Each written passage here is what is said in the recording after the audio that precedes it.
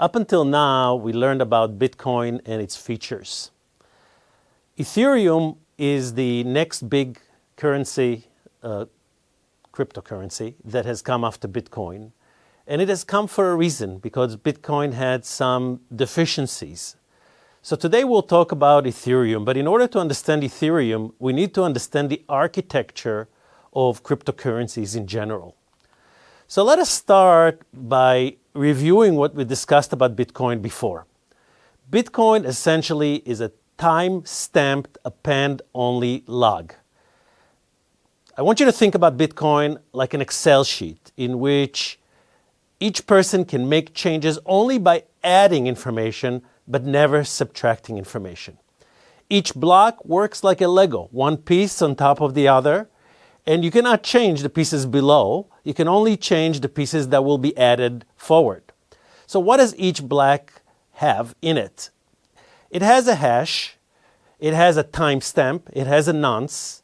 A nonce is a kind of a random number, has a Merkle root hash, which is like a tree life in which all the different hashes from before were there. And then all of that gets packed into a hash function which goes to the next block. So one block is added to another block, and this process is relatively work heavy, consumes a lot of energy, and consumes a lot of time, and is therefore a bit slow. Each block takes about 10 minutes to form before it's validated and then goes to the next block. One of the things that Vitalik Buterin has discovered about blockchains in general is that there is a trade-off between security, decentralization, and scalability. This is a really significant framework for understanding cryptocurrencies in general. Basically, what Vitalik Buterin, the inventor of Ethereum, has shown all of us is that you cannot have all three at the same time in any cryptocurrency. Either you have a strong security and decentralization, or you have strong security and scalability, or you have scalability and decentralization, but you cannot have all three. So if you think about Bitcoin and Ethereum, both of these currencies emphasize security and decentralization. But what is missing in both of them is scalability. That is to say, it's very hard to make it usable on large scale to a lot of people at the same time, because forming the blocks is relatively slow and is energy intensive in terms of the mining process. So different cryptocurrencies have developed to solve these problems. For example, Ripple and Stellar and Hyperledger, they're very secure and they're very scalable, but at the expense of decentralization. In the same way, IOTA and Nano have scalability and decentralization, but as a result, they're missing security. So what we could learn from this trilemma is that for the designers of cryptocurrencies, it's very important to think about what are the features that they want to emphasize, and at what expense will that feature be emphasized. So when one feature is emphasized, the other features are less emphasized and therefore sacrificed for these features. So let's take a look at what happened after Bitcoin was produced. There was a lot of debate in the Bitcoin community about how to make Bitcoin more scalable, that is, to be faster and more usable for a greater number of people. And a number of people in the community have decided to fork Bitcoin. Forking is the process of splitting the blockchain into another blockchain which has another set of rules that are agreed upon by the community.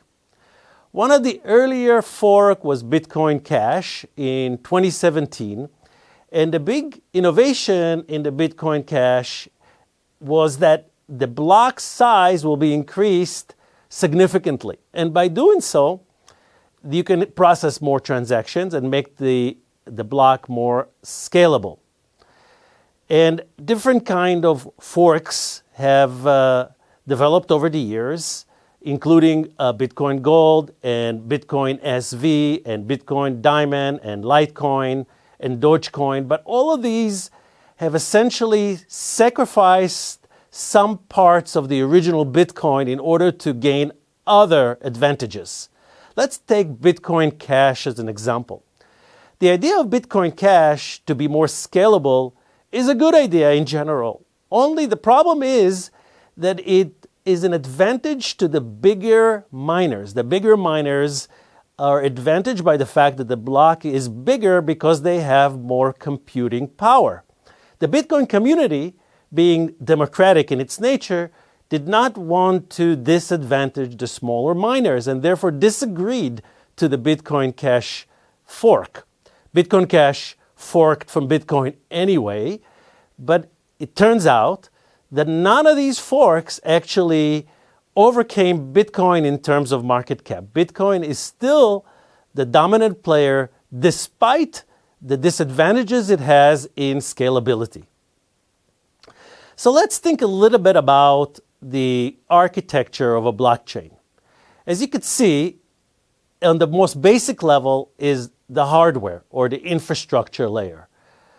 Over there you might have the virtual machines or the nodes. Nodes are generally used to discuss when we talk about computers. Computers are the nodes. You have the data layer, which could include miracle trees and digital signatures. You have the network layer, which is the peer-to-peer infrastructure. You have the consensus layer, which is what is the consensus mechanism. For example, in Bitcoin, it's proof of work. In Ethereum, it's proof of stake. And you have the application layer.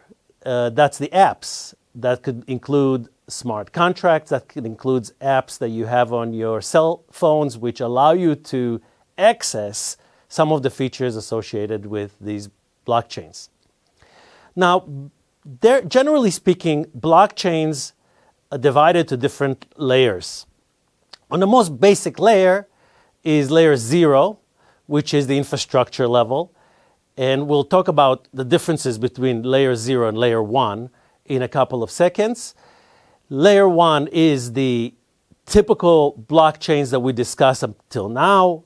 So layer 1 is where the rules and the architecture of the blockchain is designed.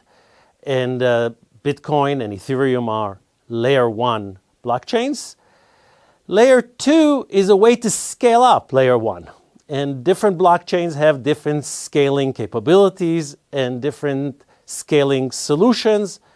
And layer 3 at the end would be some of the dApps. So Uniswap, as an example, is a decentralized exchange. Decentraland is another example, is a gaming blockchain. And these are working on top of the blockchain layers that form these dApps. So let's talk a little bit more in detail about what the different layers mean. Layer 0 blockchain protocols are highly versatile and simultaneously compatible not only with layer 1 blockchain solutions, but also more targeted layer 2 scaling solutions that are currently spreading the blockchain space. Layer 0 blockchain protocols provide the tools developers need to create blockchains that enable high interoperability between chains and enable faster communications between the different chains.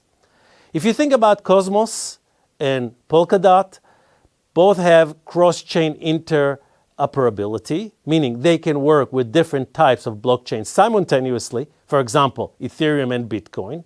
They use layer 0 crypto tokens. They have their own tokens that originate from their platforms. In the case of Cosmos, for example, they use the Atom token in the Cosmos blockchain, which is used to facilitate transaction within their own ecosystem as well as the ecosystem of layer 1 blockchains. Cardano and Cosmos have a strong focus on scalability and interoperability, allowing multiple blockchains to interact with each other. This feature is often considered fundamental to layer 0 as it forms the basis for communication and coordination between different blockchains in a network of interconnected chains. Both projects place a strong emphasis on chain governance mechanisms. On-chain meaning it doesn't get off the computer networks on which it's on. Some cryptocurrencies have off-chain governance mechanisms. That is, they might go to a different set of computers to communicate about how to govern the system, make decisions, and then implement them on-chain. This governance layer is considered part of their layer 0 architecture, as it influences how the entire blockchain network operates.